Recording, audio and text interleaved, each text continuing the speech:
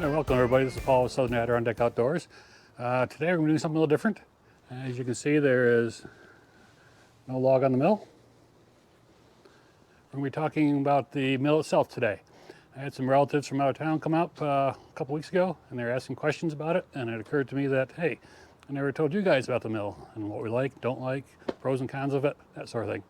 So we'll start at this far end here and work our way back towards the sawhead. I guess probably first little background on our experience with the sawmills. This is actually our first sawmill we ever had. We had it back in 2019, just before winter, so we didn't actually get to use it until 2020. This was back just before COVID when we picked it up, where you could drive out to the Wood-Mizer, pay for it, and load it in the back truck, and away you go the same day. And when we were buying this, we were a little nervous. This model, the LT15 at the time, was if not, I think the lowest, maybe the second lowest model that Wood-Mizer had at the time. So it wasn't the expensive top of the line model. So we're nervous that it wouldn't cut well. But this actually cuts as good as an LT70, just slower and more manual work involved, of course. But the actual cut quality is identical or as good as the higher end saws. So that impressed the heck out of me, that I basically a cheap model and get an excellent cut out of it. The bed section here is made up of 3 sections, each about 6'8" long. They can be joined together in any configuration. There's no A, B, and C to each one of these sections. They're all identical. So you can move them around, and you can add ones off the end. We have a 4th section that we bring out when we need to do long stuff. It comes in handy at times. So the expandability of this is very good. Working from this end, working towards the sawmill head, the first negative, it's very windy out. Hopefully the sound's going to come through good. The first negative on this is the adjustable feet.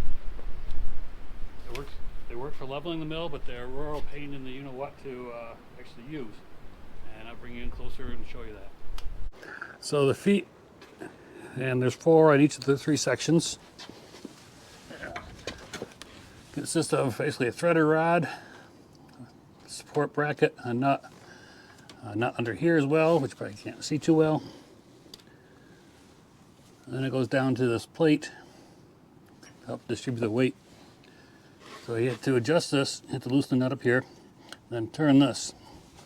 And so you're upside down trying to get to a turn, and it can be a real hassle. They do work, but they're a little awkward, I guess would be best, or a good thing to say.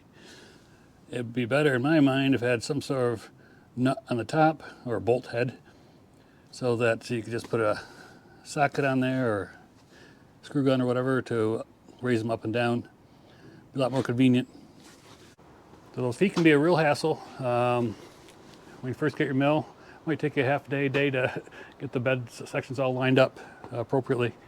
So, but they do work. And we haven't had adjustment. Maybe once a year we go through and check them. We're down about midway along the bed. Just picked any old ones. These are the log stops. And so you roll the log on and then go up against here, and they stay square to the bed, so you can use it later on to square up your cut. They were good. They were pretty solid. There's a back side here. There's a nut that can that is welded on. That can crack at times, but so far we've been lucky. They work good. And then the clamps as well here. You've seen us use these. They work good. I'm going to reposition them, however. Now I'm sure we don't have these in the Wood-Mizer suggested spots. We've moved them around from time to time. The clamps, that is. But see how the log stop goes up and down this angle, and this goes up and down the other angle? I like to set them up so that we'll basically take this one and flip it around so it's coming off here, so it can go up at the same angle as the log stop.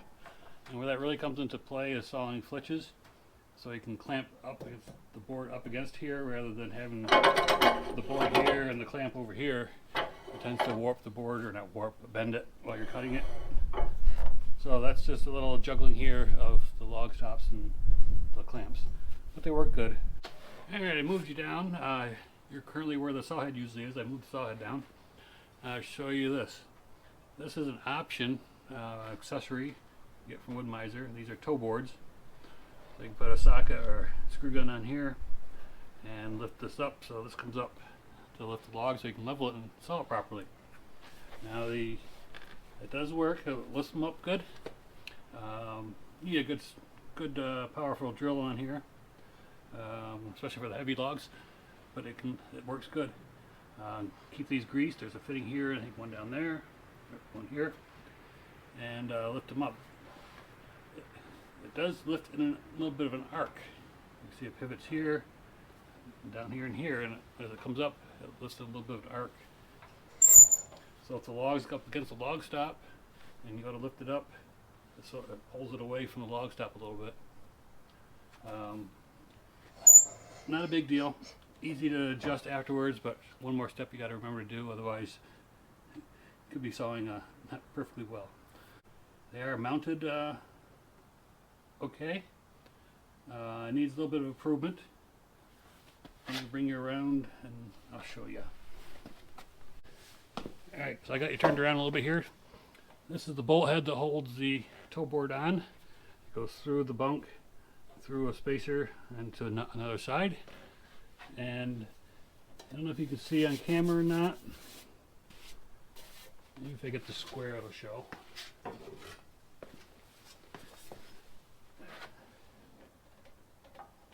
There's a gap here, all around an 1/8 of an inch. In the middle, there is none. On other bunks, there is none. I checked them earlier. What happens, and this may be part user error as well, I have to admit, all the weight from the log is sitting on here. It's basically hanging on this bolt and one more up to the other end, which I don't think you can see at the moment, but it's the same as this one. So it's held down by 2 bolts, and the weight of the log is pulling against here and is bending in the bed rail here, or the bunk rail I should say. Now that could be our fault because we have forgotten to lower these at times, so it's sitting up in the air, so the whole log is sitting on the toe board and the other end of the log down there.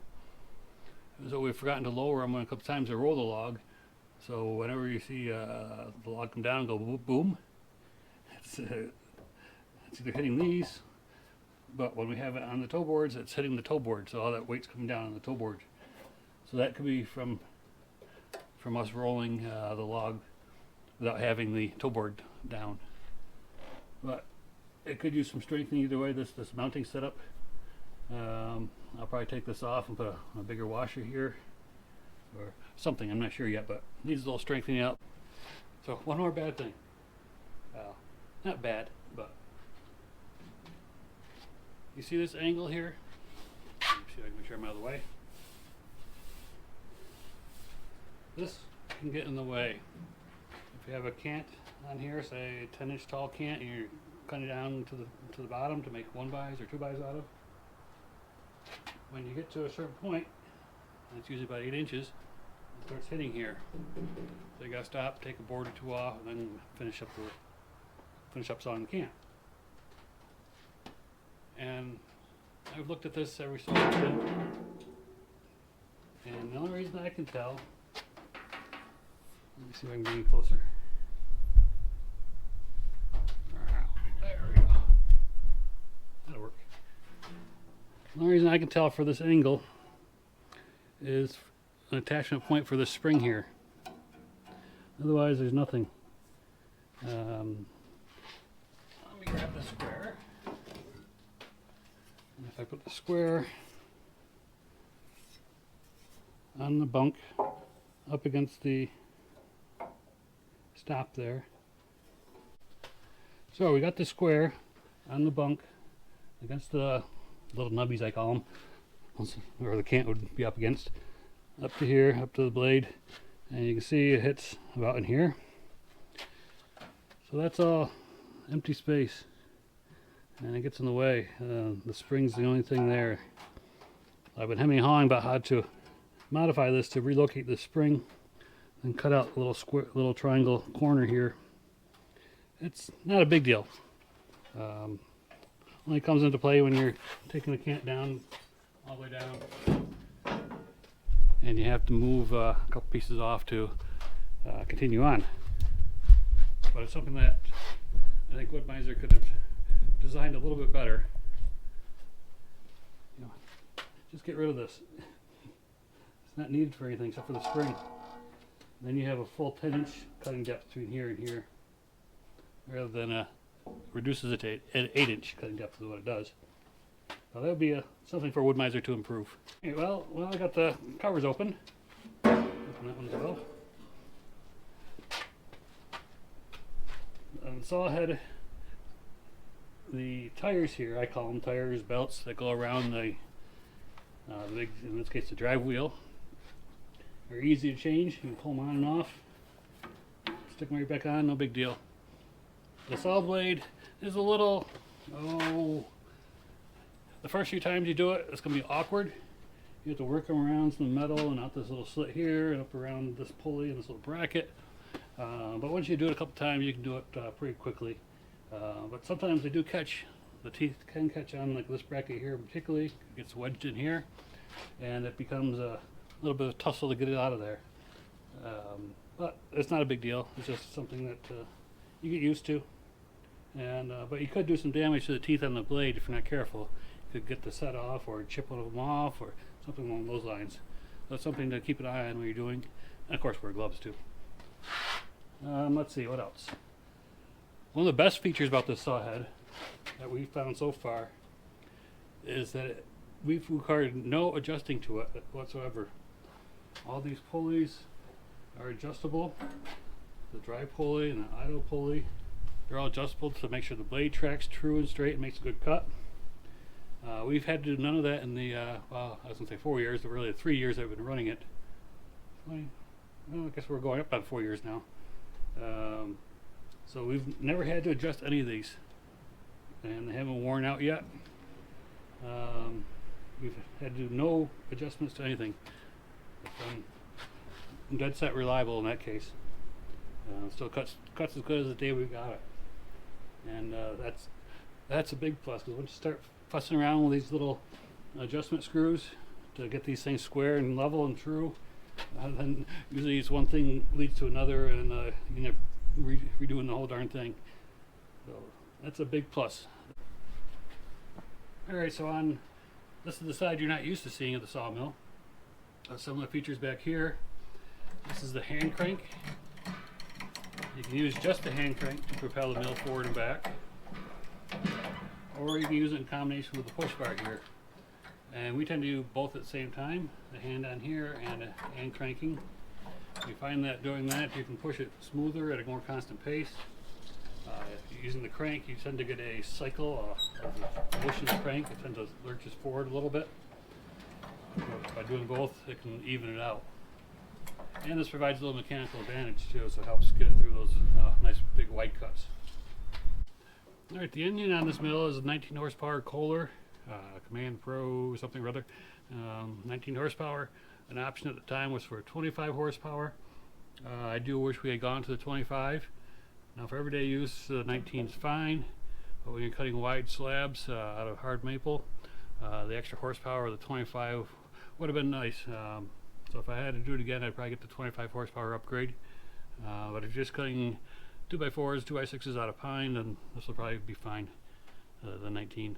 And it makes it through the hard maple okay. It just takes a little while and grunts a little bit. But it's been a great little engine. The only problem we've had with it, we had to replace the carburetor once, and that was, probably could have cleaned the carburetor and taken it apart and cleaned it, but for the price of a new one, made in you-know-where carburetor, it's just easier to take it off and replace it with a new one. So that was a quick job.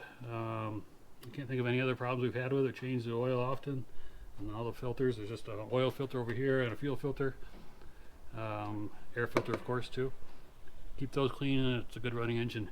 Alright, well, besides the excellent cut quality, the best feature on this saw, in my opinion, is this right here. And this is the dial that controls the height of your cut, of the height of the blade. And it is a big time saver.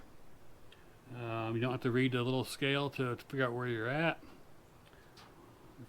Say I'm cutting right here and I won't go down an inch. All I gotta do is that, and I'm down an inch. You don't have to read the scale and try to make sure I'm at the same angle I was when I first set the scale. No parallax issues with the angles reading the scale. It's highly accurate, fast, reliable, repetitive, so you can repeat it over and over again, and is just a big time saver. You don't have to fuss around with up down a little bit, like if you had a crank for a winch or something like that. So the next cut, when I go down another inch, there, another inch, and I'm down. When I add an eighth, we're there. I don't have to fuss with a little scale. Alright, I think I covered most of the pros and cons of the Wood-Mizer LT15. Excellent little saw. Would I buy it again? Sure. Well, I'd love to have hydraulics. Sure. But wishes are fishes. Well, I hope you enjoy this little informational video. As some little scooter goes by on the road. I don't know if you can hear that or not, but I hope you enjoyed this video.